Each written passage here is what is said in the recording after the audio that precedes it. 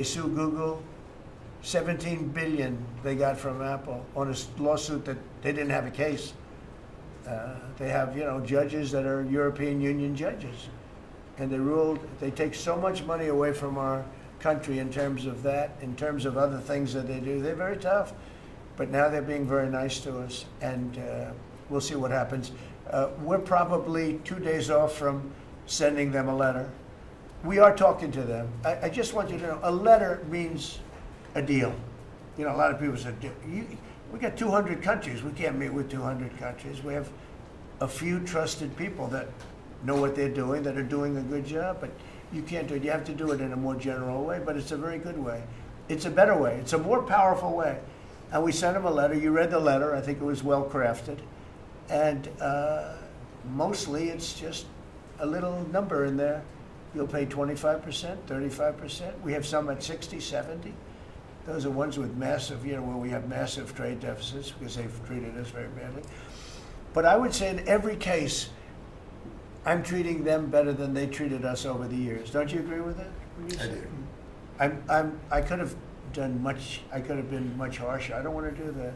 We want to have relationships, but in every case, they treated us far worse than I'm treating them. I'm treating them very good. I could go higher with the tariffs, but I don't want to hurt them. That's why when you just read it, you come up with the number. It's so incredible that prices are actually going down.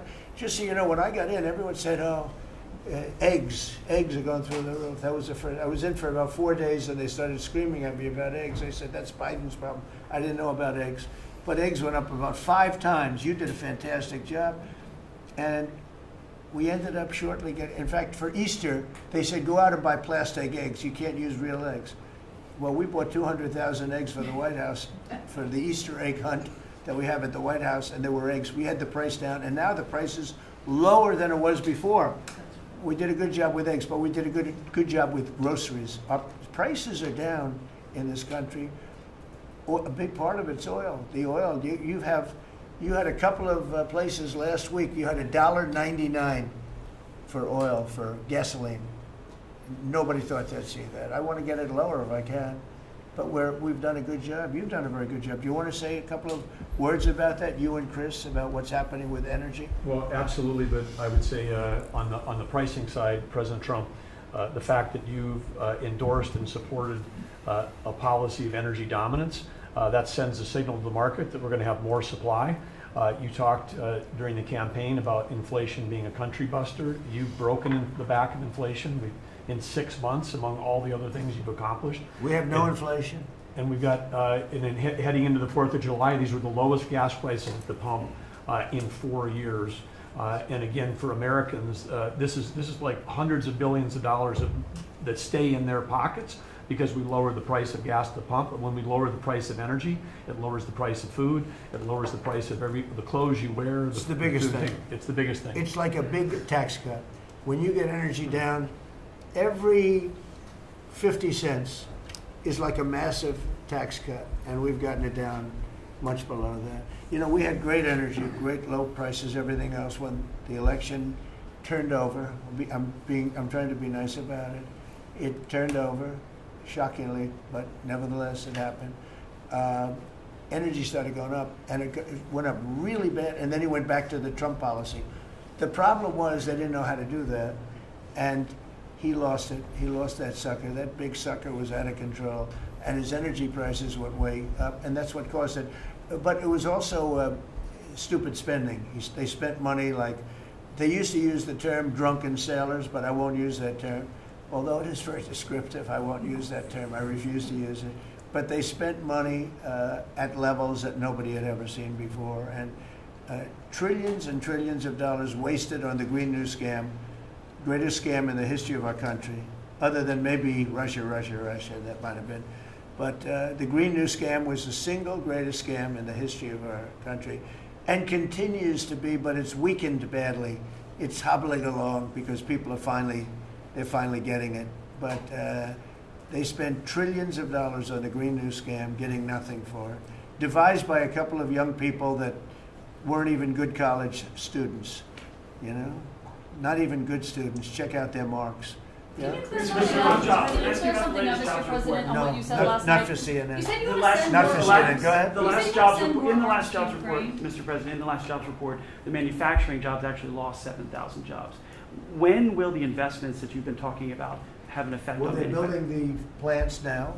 About 7 have started. We're going to have hundreds started within a short period of time. Lee Zeldin, who may be the most important man in this room, I'm sorry, but he's the one that gets the permits, whereas he's the one that has to get the permits for the plants and the factories, and permits that used to take 5 years, he's getting in record-setting times. AI, we're leading China a lot in AI, and if we go with this, I'm allowing the plants to build their own electric. I'm allowing them to become an electric utility, so they can produce their own electricity, because we need double to be successful with AI, which is the biggest thing now. We need double the electricity that we have, which is hard to believe. We need even more than that. And they're building plants with their own electricity substations. They don't have to use the grid.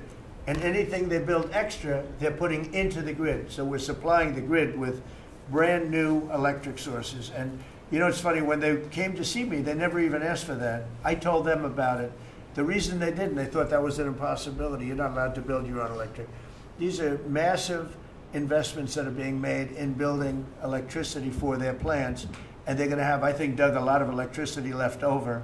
And that electricity is going to be passed into the grid and give us no more, like you look at California. They have blackouts and brownouts every week. They're totally out of control. They have a really incompetent governor. Where's Chris? Is he here? Do you want to speak to the subject? Yeah, I think a huge thing in the One Big Beautiful Bill, Mr. President, because of your leadership, is the ending of these subsidies, as you call them, the Green New Scam. That saves our country $500 billion over the next 10 years. But American taxpayers were paying twice. They're paying that money, $500 billion in the subsidies, and they were paying more expensive electricity price. If you subsidize something, you should at least lower the cost of it. But in this case, we were subsidizing something and paying more for it. So the One Big Beautiful Bill had two huge things: ending wasteful spending. Wind, solar, and batteries combined are 3% of U.S. total primary energy. 3%. For $1 trillion, another $500 billion coming. That's just not a good investment, hurting our businesses, hurting our consumers. And the One Big Beautiful Bill also unshackled oil, gas, and coal development in the United States, onshore and offshore. Secretary Burgum has been working tirelessly on how, by getting the government out of the way, private businesses will develop more resources in the United States, lowering costs for American consumers and making much better leverage for the United States to help our allies abroad and reduce the power of our adversaries abroad. So just a huge win on the energy front all around, and I thank you for your leadership. We're setting records now on energy, and there'll be nothing compared to what they'll be in about a year from now, but we're setting records. And wind is a very expensive form of energy. It's very bad for your beautiful surroundings, the plains and the valleys, and the birds are dying all over the place. The whole thing is a disaster. They're almost exclusively made in China. Not that I have anything against China, because I don't have a great relationship with President Xi, but I asked him, how many wind farms do you have? He makes them, but they don't have a lot of wind farms, I'll tell you, very, very few. And wind is tremendously expensive and is very ugly. And if you own a house that's inside of a windmill, your house is worth less than half. And you hear noises. And interestingly, in New England, you probably read, where for 50 years they had 2 whales washed up. 50 years. And last summer, they had 14 washed up. Now, I'm not saying that's the wind farm that was built, but maybe it is, right? Probably is. It's tremendously expensive, and it can only be done with subsidy. I know a man that's in that business, and one of the biggest in the world actually runs a company that builds these stupid windmills. And he said, I hate the business because it's the only energy where you need subsidy. He said, energy shouldn't need subsidy. You should make money with energy. So wind. The other one is the solar, those big solar fields. They're taking our farmland. Our farmers are like mortified by it. They hate it. It's very, very inefficient and very ugly too. Probably better than a windmill, but you go around and you see all these things that are 3 miles long by 3 miles wide, and you say, what the hell is that? And it's a lot of plastic from China. It's plastic, black plastic from China. Now, we want to be smart. We're going with, look, China right now is building 58 coal-fired plants, 58 big ones. They have 62 on the books to build.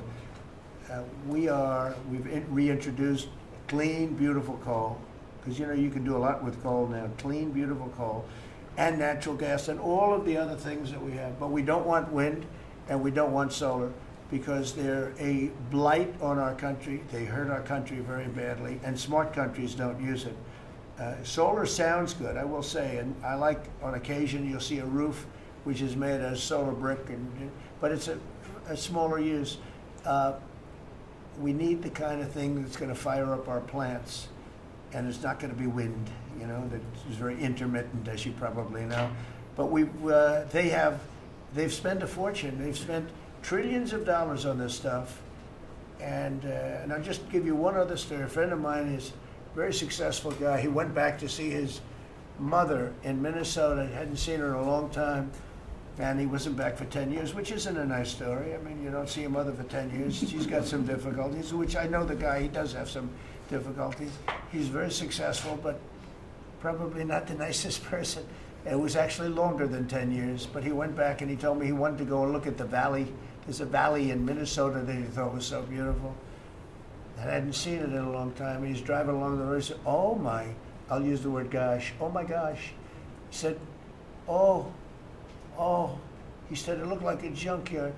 You had 159 windmills. They were all over the place.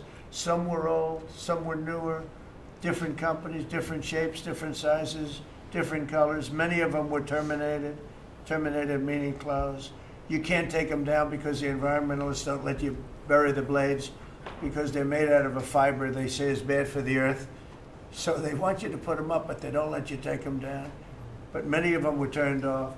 He said it looked like a junkyard. Go to Palm Springs, California, and take a look at that pile of junk. And you go into a wealthy neighborhood. Before you get there, you have to ride through hundreds of windmills most of them are turned off. They're rotting, they're rusting, they're 30 years old, 20 years old, and they have a very short life. Those windmills have a very short life, especially the ones that are in the nice salty Atlantic Ocean and Pacific Ocean, where the salt just gets under that steel and decimates it.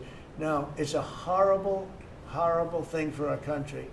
And I speak out. It would be nice to say wind, because it sounds so good, doesn't it, Doug? Wind. But it's not. It's these ugly machines, and they're all made, you got to see, some are a little taller, a little shorter. They're made by different companies. They have different stocks. They have different blades. They have different everything. It is so horrible. And if you look at smart countries, they don't use it. Smart countries don't use it. And we're now a smart country. We're a brilliant country. We're not smart. We're brilliant now. We're going to be a brilliant country. We have to be, because we have to catch up for some really stupid people that did a bad job. Yes, Brian? Yes, Mr. President, I've got a quick comments and feedback as a native Texan, someone that I grew up bringing my kids to a camp very near the affected camp now. Thank you on behalf of Texas. I've gotten hundreds of messages that want to thank. If you're in the cabinet room, you can tell the president and his team on behalf of Texans, thank you so much for the quick response and the loving, the hugs. I saw that you gave. Two quick questions. I saw a Palestinian senator. His name is Schumer. He's a great Palestinian. No, he's a Palestinian. He's become a Palestinian. He's abandoned the Jews. But I saw him say, it's Trump's fault. Yeah, that's right. It's Trump's fault. He was actually, do you ever see John Lovett's The Liar? Where he goes, yeah, I went to Harvard. That's right. This was Schumer. He goes, yeah, it's Trump's fault. That's right, it's Trump. I actually saw that stupid guy try and blame it on me, and I said, man, that's a tough one to take. But his career is limited, because I hear AOC is going to beat him, and she's no bargain either, by the way. Go ahead. Well, I'm just saying that's an example of an America First team effort to get this country back. So that's what America First looks like for the viewers watching us at home. My two questions. Looks like we have a rogue judge, an Obama-backed rogue judge that is attempting to block the funding to Planned Parenthood, which the big, beautiful bill cuts off the funding to Planned Parenthood. Any plans to challenge that? Okay. Absolutely. Yes, I we're on figured it. you'd say yes. We're on it. And I texted, I believe, I talked to yesterday Secretary Lutnick and Secretary Besson. I reached out to you to let you know that we were on it in the big, beautiful bill. Wonderful. And then my I second... let her handle that question. You noticed? I said, go ahead, handle that. Toss it to her. Then my second question was Secretary Rollins. You did an amazing press conference today in front of the Department of Agriculture. You talked about the Farm Act and the need to get China out of our country, owning farmland. For the viewers at home that might have missed that, can you recap what that means to national security, to make sure we can grow our own food? Well, thank you, Brian, sir, if you don't mind. Yes, this morning, Secretary Hegseth, Secretary Nome, and Attorney General Bondi and I had a press conference at the USDA. I just happened to have a chart in case it came up, but obviously the Chinese owning of farmland in our country is a massive national security issue. And for the media, you can see the yellow is where all of the farms have been purchased over the last number of years, and the red is around all of the military bases where that farmland has been purchased. So this is a massive national security issue. The press conference this morning included 3 of our greatest governors as well, Sarah Sanders from Arkansas, Jim Pillen from Nebraska, and Bill Lee from Tennessee. The states have begun taking a leadership role to ban the purchasing of China farmland. Obviously, Congress needs to step up and catch up, and we're going to be working alongside of them as well. We had some of our members, great members of Congress there, but it is time, and I think that this morning was symbolic of many things. The first of this administration working every day to effectuate President Trump's leadership and unequivocal support of America First. But second, just how close we are as a cabinet. I don't know in any other administration that you'd have 4 cabinet members at the USDA on a Tuesday morning when it's about 110 degrees outside with the sun beating down on us talking about Sir Your Vision. So I think it was a great day. It was just the start. There's an executive order coming and some other things coming behind that. But protecting America's farms isn't just about protecting our farmers. It's also about national security. So that's what we discussed this morning. I do want to say that I think we have had a really good relationship with China lately, and we're getting along with them very well. They've been very fair on our trade deal, honestly, and I hope we're going to have a great relationship. It's a big, strong, powerful country. We're more powerful than they are. We have much better military equipment than they do, but we are getting along with them very well. I'm getting along with President Xi very well. We speak often. And with all of that being said, and I understand what you're saying, but I think we're getting along with China very well. Mr. President, you will send more weapons to Ukraine, as you said last night. Last week, the Pentagon paused some shipments of weapons to Ukraine. Did you approve of that pause? We want to put defensive weapons because Putin is not treating human beings right. He's killing too many people. So we're sending some defensive weapons to Ukraine, and I've approved that. So who ordered the pause last week? I don't know. Why don't you tell me? I think that's a question for the Go Pentagon. ahead. Mr. Yeah. President, on immigration, the Secretary, the Agriculture Secretary, did say this morning that undocumented workers would not be covered by any amnesty of who are working on farms. You had said maybe that the ISA folks won't go after those folks on farms. So which is it? There's no amnesty. What we're doing is we're getting rid of criminals, but we are doing a work program. Do you want to explain that, please? Yeah, this morning we talked about, of course this was a top of mind question, this morning we talked about protecting the farmers and the farmland, but obviously this president's vision of no amnesty, mass deportation continues, but in a strategic way, and then ensuring that our farmers have the labor that they need. Secretary Chavez-DeRimmer has been a leader on this. Obviously this comes out of the Labor Department, but moving toward automation, ensuring that our farmers have that workforce, and moving toward an American workforce. So all of the We've above. got to give the farmers the people they need, but we're not talking amnesty. Lori, do you want to say something about that? Thank you, Mr. President. On this, thank you, Secretary Rollins, how important this is never to displace the American worker.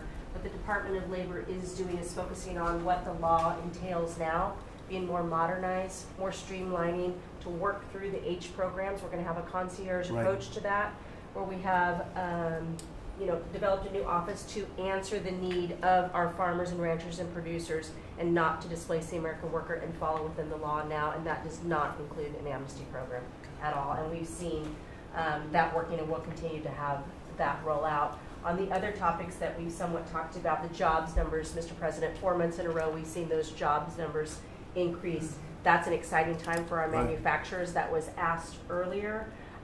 We know it's going to take some time, but through that deregulation process that Lee and I are working on as well, the Department of Labor has rolled out 63 new deregulations that we're going to be moving through. In the first Trump administration, it was successful with over 30. We've just rolled out 63 new ones in order to double down on those manufacturing companies to let them know that we have signaled through this process that we will assist them in getting the workforce that they need. It's an exciting time. That one big beautiful bill, that was the signal to my former colleagues in Congress to get this done. It's been an important time. I spent time on the ground visiting 7 states in 9 days prior to that bill being passed because it was the most pro-worker piece of legislation that we will ever see really in this country right now. No tax on tips, no tax on overtime, no tax on Social Security. That matters to the American worker because we don't want to take their money and give it back. We want them to keep more of their hard-earned dollars in their pockets currently, and that's what they're excited about. And as I move forward with this tariff talks, I heard a company, orthopedic company in Indiana, say to me, for the first time since you have taken office, Mr. President, their increase in their bottom line by 8% since these tariff talks have happened. Not one company has said the president is not doing a good job. These tariff talks are working. They're feeling it on the ground. The media has told a false story because what's happening on the ground is positive, and that's what we're seeing in these jobs numbers. So I really, through the Department of Labor, to come in behind all the secretaries and build this workforce is going to be key to the American worker. So thank you for what everybody did this last week. The One Big Beautiful Bill is a doubling down of this, and we're going to see these workers start to grow. And that apprenticeship program is going to be working. That's we'll right. have that It's gonna million be great. apprentices across the country. We, as you know, we're building plants all over the country now, which you weren't building any plants 4 years ago. You weren't building anything. But those plants, when they open up, it's going to be, you'll see numbers like you haven't seen ever.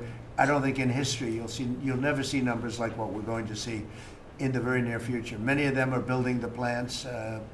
Some are just starting right now. You know, it's a brand new administration. But, and they wouldn't be here except for 2 things. November 5th, the election, and the tariffs. And frankly, I guess the election was more important because of the tariffs. I mean, another person wouldn't have done this. But they're coming in because of the tariffs. They have to, they're not going to pay 25, 30, 40, 50%, 70, and 100%. And we'll be announcing something very soon on pharmaceuticals.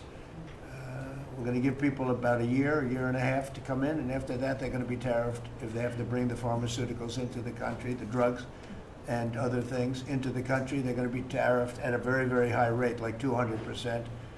We'll give them a certain period of time to get their act together. But they were all here, now they all left. They went to other places because we allowed, people that sat in this room allowed it to happen.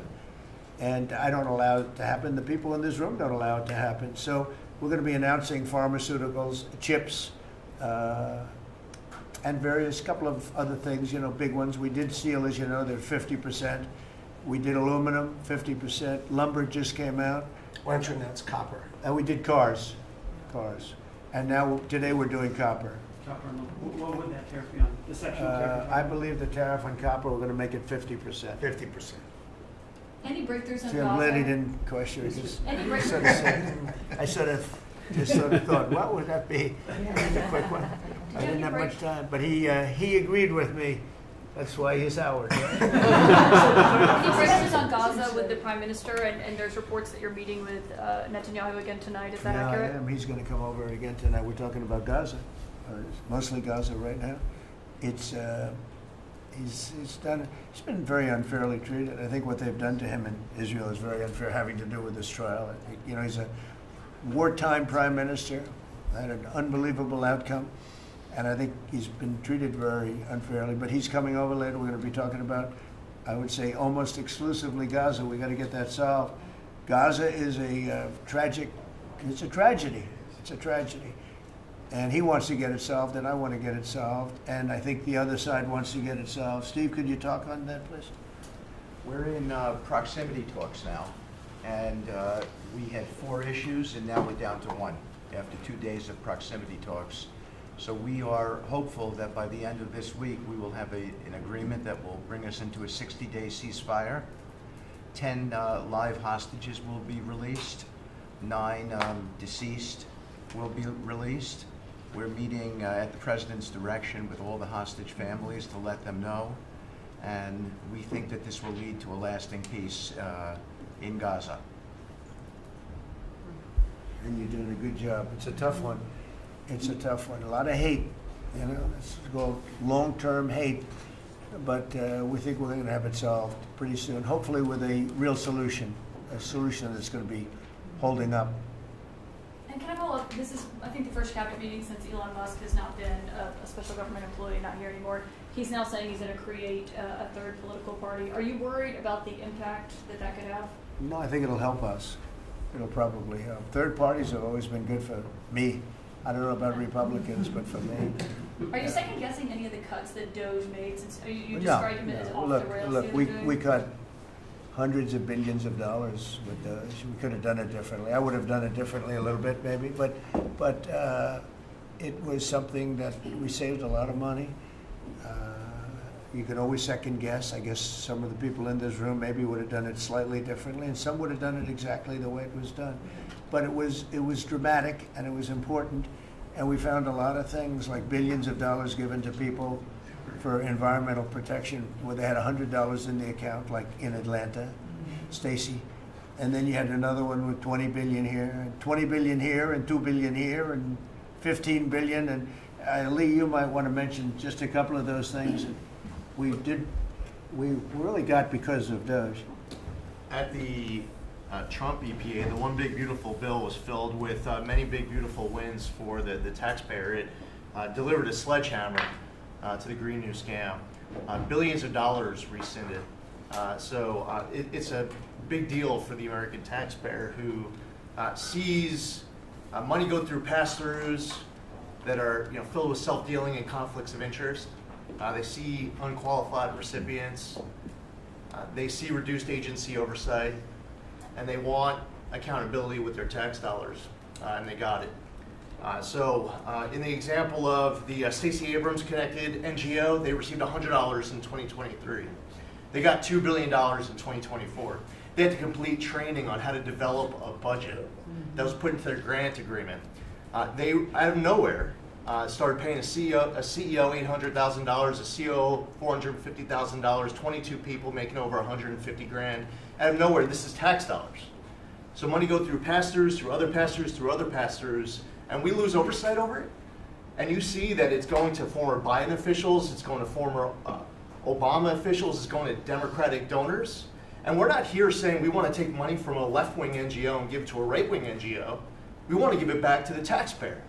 This is about us being good stewards of American tax dollars without any apology or regret. That's why President Trump was elected last November, because there are a whole lot of people who maybe they hadn't voted Republican in a long time. Maybe they didn't even vote for President Trump the first time around in 2016, but they're regretting that vote from 2016 and they were making it right in 2024. So the One Big Beautiful Bill gave us the tools to rescind billions of dollars more. We're seeing hundreds of thousands of dollars that'll get wasted per electric vehicle as an example of this money that was going through it. They gave $50 million to a group called Climate Justice Alliance. They say that climate justice runs through a free Palestine. The Biden EPA gave $50 million to a group that says that climate justice runs through a free Palestine. We say that if you're going to spend $1 in the name of remediating an environmental issue, then spend the dollar on remediating an environmental issue.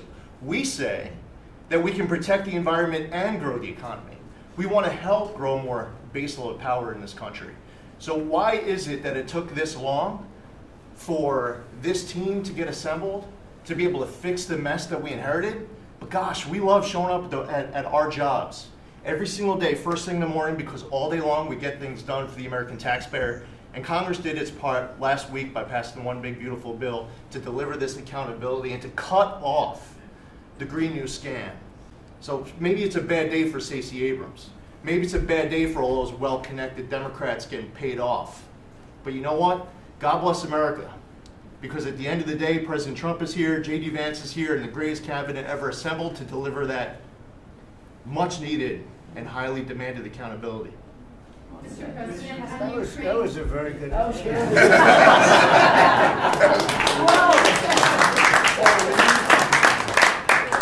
And that's from the heart. That's from the heart. On Ukraine, the Ukrainians have asked the International Court to go after Russia for using toxic chemicals in the site. Germany and Germany and the Netherlands have had intelligence saying that. What does U.S. intelligence believe, and what do you believe about the use of chemical weapons? And would you agree that that's a case for the court? Well, I'll ask John maybe to discuss it if you'd like, John. Well, Mr. President, obviously chemical weapons, if it's documented in its use, it's illegal. It's against all international laws of armed conflict and treaties. And obviously I can't share in this room with this audience the intelligence that I can share with you privately, but obviously you're not going to stand or allow for any violations of international law by anyone. That's right. Thank you. Could I ask Sean to Department of Transportation, Sean Duffy, former great congressman, very popular, decided to go out and make a couple of bucks. He made a lot. And he got bored with that, though. He likes serving people better, the people. And could I ask you to just discuss a very important subject to me, and that's the modernization of our equipment at airports so that planes aren't crashing into each other and bad things don't happen. It should have been done many years ago. We were going to do it, and then the election precluded that, unfortunately. But we're doing it now. Could you tell them where we are? Yeah, if I could start with Newark. You guys all covered what happened in Newark. We had outages for a couple of 30-second outages a couple months ago. We have, in 2 months, Mr. President, it's historic speed, laid new fiber lines for communication and tested those in the next month. So those new lines for the Philly Tracon that controls the Newark airspace, they're up and running. Lightning fast speed. June was the most on-time June ever in the history of Newark for air travel. So that's going incredibly well. By the way, we shouldn't have dealt with this because Joe Biden and Pete Buttigieg had moved the center from New York to Philadelphia. They didn't test the lines. They didn't do the work, which is what brought us all these problems.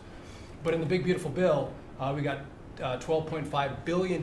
This is a historic investment in air traffic control. And so what the money is going to allow us to do is move from copper to fiber all over the country. So new copper lines. We think we can do that in a year and a half to 2 years. We have radar that dates back to the 1950s, some of it from the 60s and 70s. We get brand new radar across the country as well.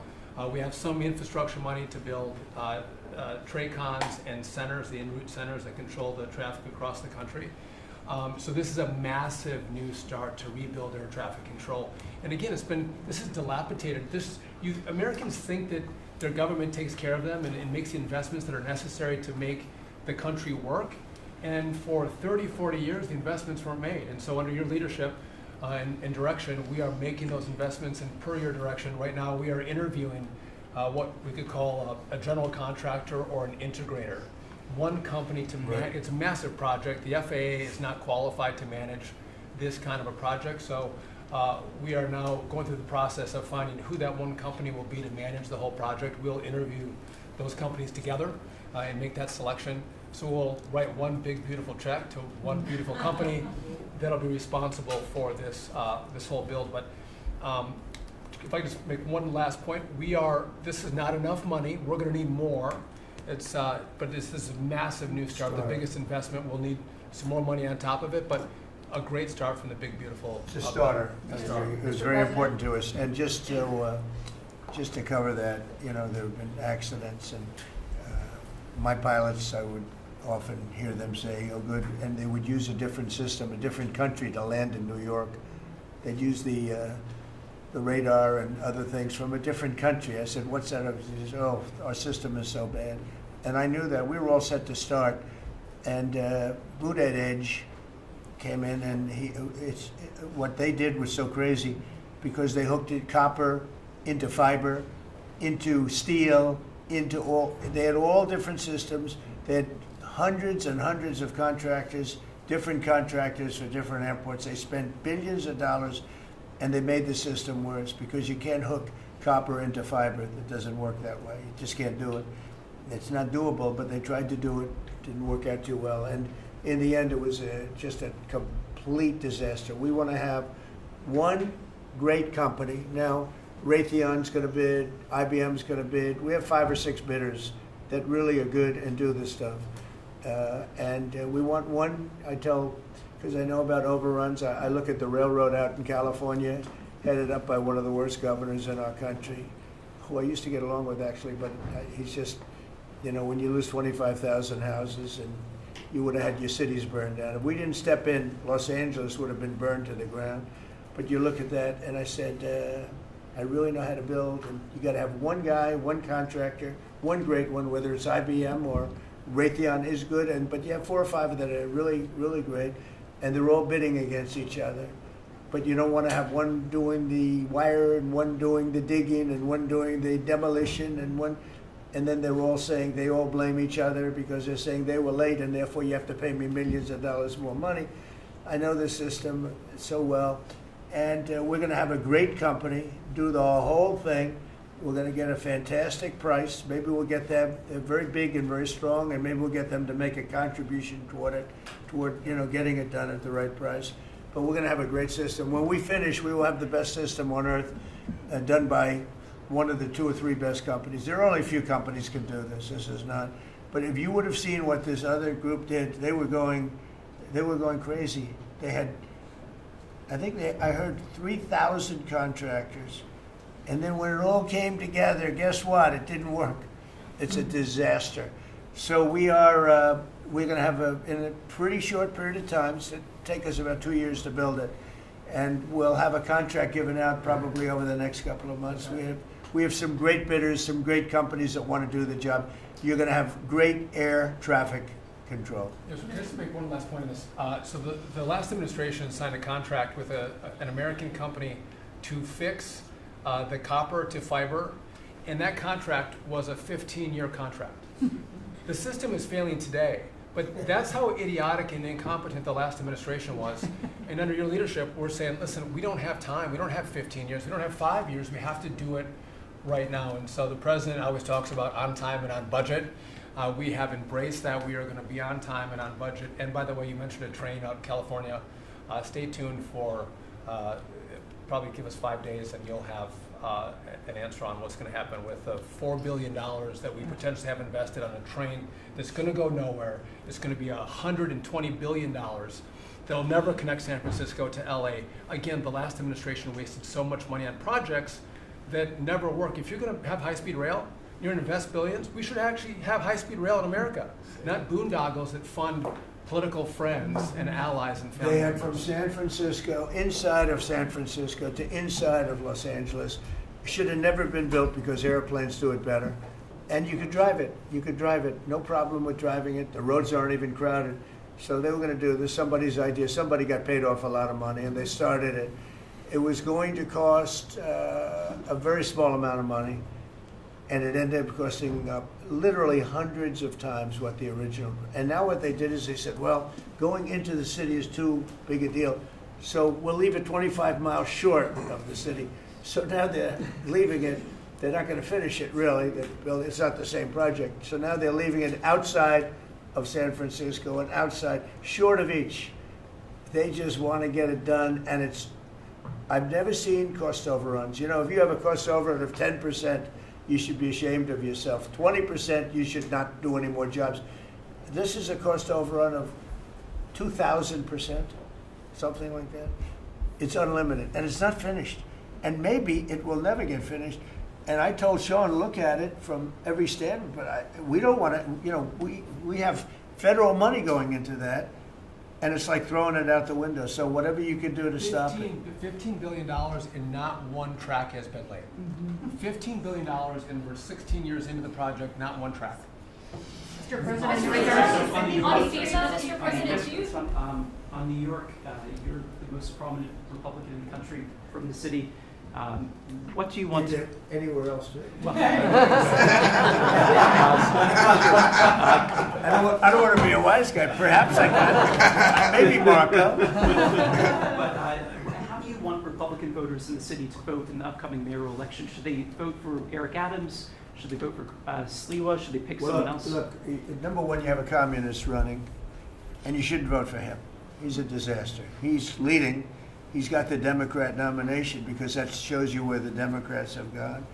He actually wants to take over the grocery stores of John Catsimatidis, who's a great guy, a rich guy, grocer, does a good job, wants to take over. He actually called me the other day. He's concerned his stores are going to be taken from him, and they won't be run like John runs them. Believe me, he runs a good operation. But he actually said he wants to run his own grocery stores.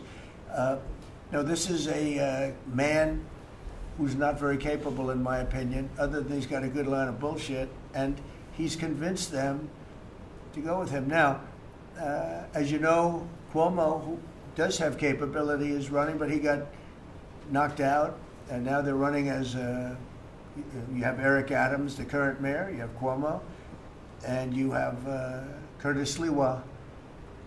And Curtis runs every 4 years. He seems to be a fixture on the running scale. But you know, it's I'm not getting involved. But I can tell you this: I used to say we will not ever be a socialist country, right? Well, I'll say it again: we're not going to have. If a communist gets elected to run New York, it can never be the same. But we have tremendous power at the White House to run places when we have to. We could run D.C. I mean, we're looking at D.C. We don't want crime in D.C. We want the city to run well. Susie Wiles is working very closely with the mayor, and they're doing all right. I mean, in the sense that we would run it so good, it would be run so proper. We'd get the best person to run it. The crime would be down to a minimal, would be much less. And you know, we're thinking about doing it. To be honest with you, we want a capital that's run flawlessly, and it wouldn't be hard for us to do it. And we've had a good relationship with the mayor, and we're testing it to see if it works. But New York City will run properly. We're going to bring New York back. I love New York. You know, I loved New York for a long time. Then we had a bunch of crooked people in there. You have an attorney general who's a total stone cold crook, New York State, Letitia James, a total crook. All they do is want to go after political opponents. They do what's ever expeditious for them. She's the one that took out Cuomo because she wanted to run for governor, and then she ended up getting 1% of the vote. She polled at 1%. She dropped out, went back to attorney general. You have a lot of crooked things going on in New York. We're going to straighten out New York. Maybe we're going to have to straighten it out from Washington. But when I see a communist who has actually gotten a Democrat, pretty much gotten the Democrat nomination. They also went to that new form of voting, which is a beauty. You go in there in third place, you come out in first. That's that form of voting that they have gone to. You know what I'm talking about. It's not too good. We're going to do something for New York. I can't tell you what yet, but we're going to make New York great again also. We're going to make it great again with the country. What we've done in this country in the last 6 months, nobody has ever seen it. And I told the story, the King of Saudi Arabia, I was over there. They gave us $5.1 trillion between Saudi Arabia and UAE, Qatar. 3 stops, $5.1 trillion coming into our country as an investment, biggest investment ever made. And it's all going to good stuff. I mean, all real, big, good stuff. Energy projects, big, big things. But they all 3 told me essentially the same thing. We thought your country was dead, and now you've got the hottest country in the world. We're right now riding the hottest country. We all, and you can all be proud of it. We're in the hottest country. This is the hottest country in the world. There's nobody close. Made hotter by some great pilots and great machines that nobody else has. Those great, big, beautiful machines, they rode those machines right into the toughest territory. And nobody knew what the hell happened. And then they hit their targets perfectly, and it was complete and total obliteration. And that's why that war ended, Steve. They told me that's why the war ended. The war ended when they saw that, it was over. And we're very proud of it. But we have the hottest country in the world right now, from a country that was close to dead. And if I didn't win, if you would have had the other person win, we all know who she is, whether it was she or Biden. They're the same. He may have been more competent than her, and that's hard to believe, right? But if you had that ideology in, I don't believe you would have had a country anymore. I think you would have had a country that was broken up. But we had a dead country. Now we have the hottest country in the world, and everybody knows it, and everybody said it. Mr. Vice President, do you have anything to say? Well, thank you, Mr. President. I just want to say that I'm very proud of the whole team. I think everybody has worked together. You see Pete and Marco and Steve working on some of the diplomacy, Christy and Pam working on the border. We just have a really, really solid team, and we've done a lot of good work. And in particular, I want to congratulate the White House staff led by the President on getting the One Big Beautiful Bill passed. Yeah. I was personally skeptical. Sorry, I never told you this, but I was skeptical we'd be able to get that thing done by July 4th. We did it because we worked together and we worked very well. So it's an honor to be a part of it, but I'm really proud of you guys for doing a great job. The beautiful thing about it, it had something for everyone. That's right. Most people said it had to be broken into 7 bills. It's so big. The problem was that some of those 7 have nothing for anyone, but they had to be done for the country. You know, sometimes you have to do things for the country that aren't necessarily popular. We had a couple of them, and that wouldn't have worked. So the One Big Beautiful Bill, many people said it could never be approved. Too big, too everything. There's too much. But it had something very big and very important for everyone, and it's great for the country. And remember, the Democrats have come up with a false narrative, you know, just whatever. It's just a line that they send to everybody, and they print. I think in the case of this, it's death, death. Everyone's going to die. I heard that. Everyone's going to do just the opposite. Everyone's going to live. What we're doing is saving our country and making it much bigger, better, and stronger than it ever was. I'd like to ask, Marco's been doing such a great job. Do you have anything to say? Well, it's just going through a list here, Mr. President, and I think the Vice President's pointed out to the great team you have, but and all these achievements that have happened domestically. But you think about it, under your leadership, we prevented and ended a war between India and Pakistan. NATO's now at 5% for the first time ever, the highest numbers ever. A peace deal between the Democratic Republic of Congo and Rwanda. A 12-day war that ended with an American operation that we're the only country in the world that could have done. Hopefully, pretty soon, a peace deal between Azerbaijan and Armenia. The entire Middle East and the infrastructure of it has the potential now to change because of Syria and Lebanon, and it hasn't even been 6 months.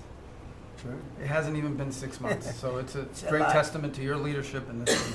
Well, thank you very much, and you've done a fantastic job. Could I just ask Linda, she's involved in so much, she's so talented and so good, and she's working on a couple of little things like Harvard, who was given $5.5 billion over a short period of time. We caught him on that one, that's crazy, but you're working on so much, you want to bring education back to the States. How are you doing? Well, absolutely, and thank you for the opportunity. I think on the big, beautiful bill, what we saw, you know, was school choice, you know, that's finally on a national basis at the state level, but there are opportunities now for scholarships, more and more of them for kids who are in failing schools. It's going to be a big turnaround. I think one of the biggest accomplishments we had over the past week was University of Pennsylvania with the Title IX ruling that Leah Thomas was stripped of her title. Riley Gaines and Paula Scanlon and other women who have stood, you know, so strong against men and women's sports. And when you put out the you know, the executive order, I mean, that just solidified it and gave them the opportunity. So those are a couple of really, really big wins, and thank you for that opportunity. And how are you doing with Columbia and Harvard? We're negotiating hard. I think we're getting close to having that happen. It's not wrapped up as fast as I wanted to, but we're getting there. Okay, good. And you've done a fantastic job. Thank you very much. It's been a good team. Yep, you have a great team. Around this table, a lot of people have helped with that. That's right. Thank you very much. Maybe just in closing, you know, we spent a lot of time, effort, very little money on this room. This is called the Cabinet Room. It's been here for a long time. And it had some pictures that were not many of them and not very good ones. And I actually spent time in the vaults. The vaults are where we have a lot of great pictures and artwork. and I picked it all myself. I'm very proud of it. That's Andrew Jackson, great Andrew Jackson. That's a gentleman named, and we call him President Polk. He was sort of a real estate guy. He was, people don't realize he was he was a one-termer, but he was a very good president. But, and I'm not sure I should be doing this, he actually gave us the state of California. He was the one, he was the one that opened it up. So I'm not sure, maybe he won't be there for long. But if you notice, the frame is the exact same size almost as the other one is Andrew Jackson. So that was a part of the reason too, I have to be honest. But Polk was actually a very good president who's got the same frame that I needed, okay? And up here you have the original George Washington right behind the light. And then you have Dwight Eisenhower, who was a very underrated president. He built the interstate system, and he was the toughest president, I guess, until we came along. But I don't mind giving up that crown, because I don't want to be too tough on it, but we want to be humane. But he was the toughest president on immigration. He was very strong at the borders, very, very strong. And sometimes you can be too strong. He was strong at the borders, and during a certain period of time, they were so strong that almost every farmer in California went bankrupt. And we have to remember that. We have to work together, and we have to remember that. But he was a very good president, and a very good general, and a very good president, and I thought he deserved a position somewhere on this floor. And then you have, this is very exciting to me, he was not a Republican, to put it mildly, but he was, you know, he was a four-termer. He was Franklin Delano Roosevelt. And if you notice, there were a lot of ramps outside. We have ramp, people say it's an unusual place for a ramp. It was because of him. He was wheelchair bound, but he was an amazing man. It's an amazing portrait, and we used to have him in the room, a different portrait, and it was a terrible portrait. It was almost like it was done by a child. And I used to say, you know, I can't believe that he would have approved of that portrait of himself. And I was in the vaults and looking at things. I said, what's that? And we have some great curators here. We have 6 curators at the White House. They have 2 for paintings, they have them for furniture, they have them for different things. I guess cost is no object. Okay, cost is, maybe I'd have 1, but that's all right. But we have 6, and they're very talented, though. And he said, that's a picture of FDR. I said, really? Let me see it. They took off the wrappings, very well preserved.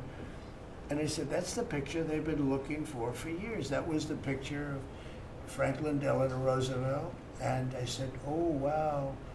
And likewise, that fit, see frame-wise, it just doesn't work. It doesn't work if you have, I want to be nice, but it doesn't work if you have a big frame, a little frame, and you, but it's like perfection. I'm a perfectionist. The mirror was down in the vaults also. I said, where is this from? And it's a very old, very storied mirror, beautiful. We put that up. And then over there is Honest Abe Lincoln. And that picture was in his bedroom. And we thought that this would be a very important place because this is where wars are ended. I'm not going to say wars are declared. I'm going to say wars are ended, okay? We'll be positive. And that's the picture of Abe Lincoln from his bedroom, sat in the bedroom for many, many years. That was his favorite picture of himself. And the Lincoln bedroom's very famous. You remember when Bill Clinton had it and he rented it out to people. Okay? We don't do that. But it's an incredible room. And we took that picture from his bedroom. That's Abe Lincoln. And then over here you have John Adams, and it's they were the first occupants of the White House, 1800.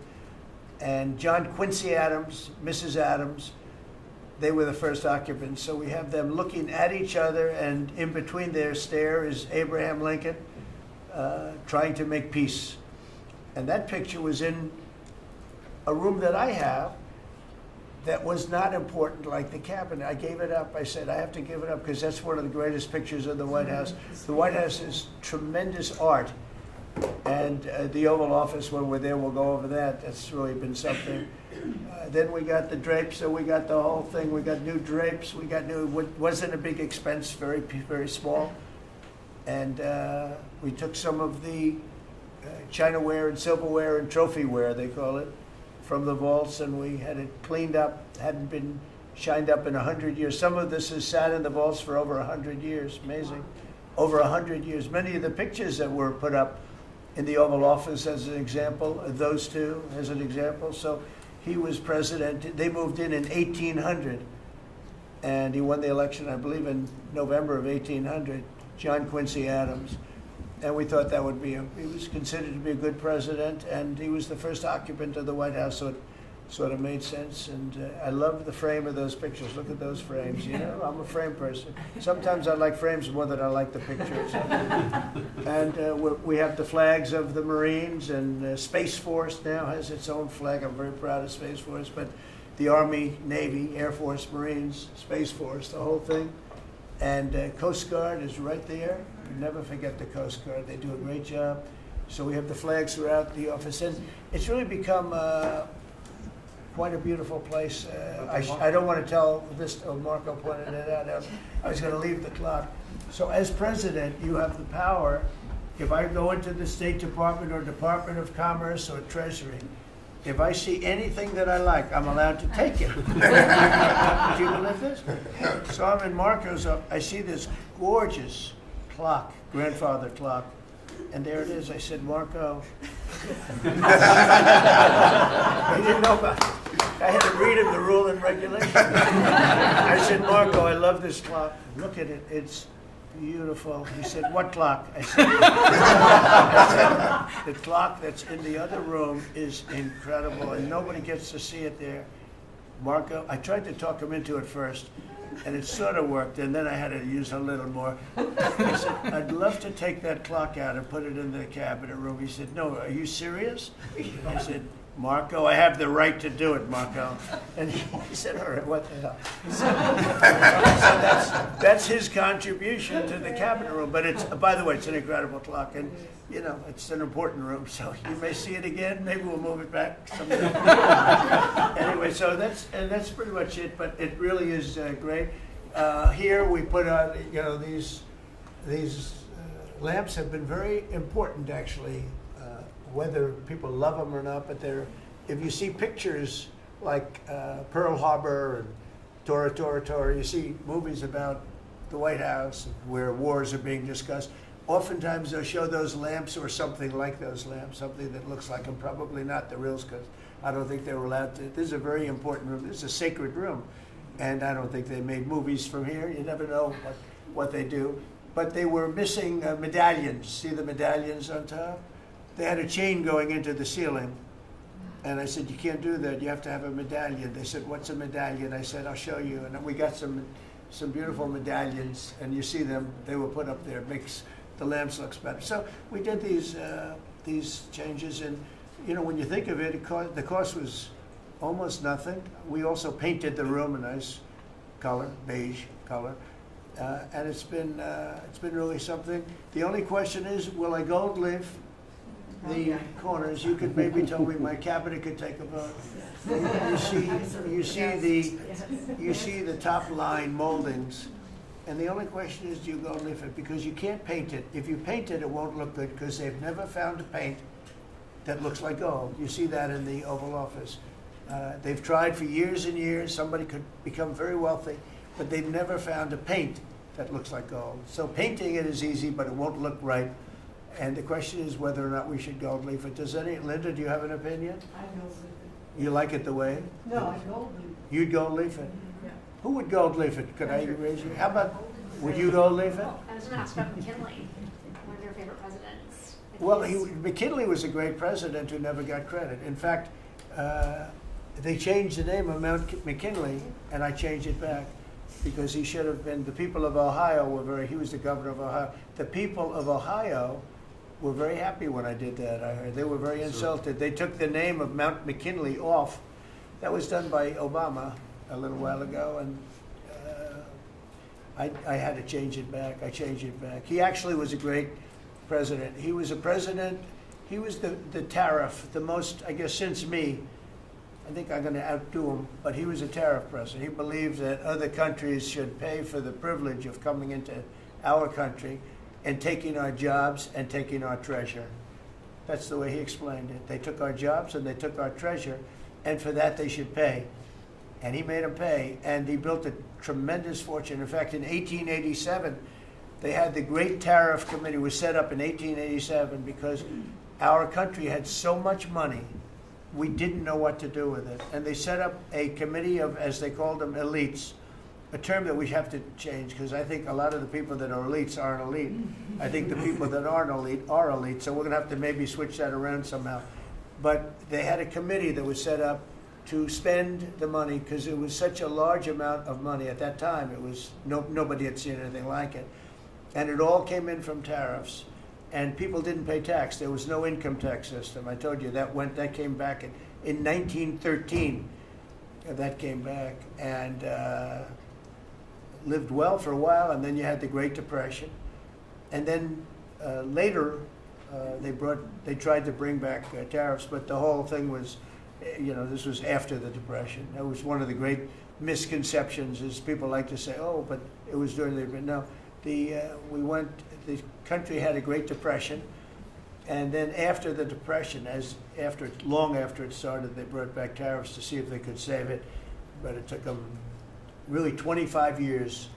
Wouldn't you say about 25 years to get out of the Great Depression? A lot of people don't understand that. But I thought it would be interesting for you to get a little view of this room. This is a very important room, very powerful room, great room.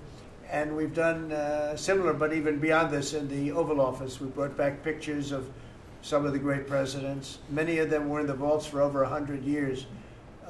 Originals all, beautiful, beautiful things. And rather than sitting in a vault downstairs for 128 years, I thought we should display that, and we did that, I think, in a really good way. We've gotten very high marks, but it's interesting. People walk into that room and they look around the room. They don't even want to talk to me. They could look at it for hours. It's funny, when people come into the Oval Office, it's such an incredible, it's a sacred place. When people come into the Oval from the biggest people in the world, presidents, prime ministers, kings, queens, one case at least, queens, and the biggest business people in the world, they walk into that office and they always say, there's no place like this in the whole world in terms of the power. I mean, it's beautiful and all, but there are other beautiful offices. You have businessmen that have offices that are, full floors of office buildings, floor-to-ceiling glass, and they walk in there and they say, there's no place like this anywhere in the world. There's no place. And, it's what it represents maybe more than the physicality of the room itself.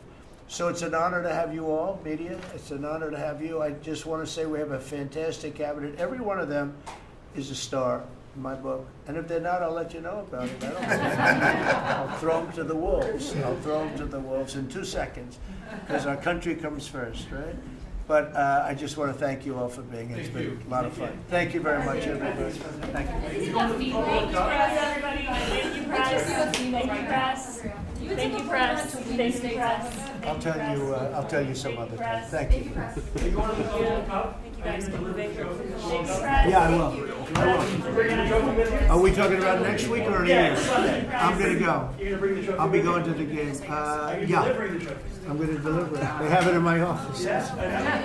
You're right. You're giving it up?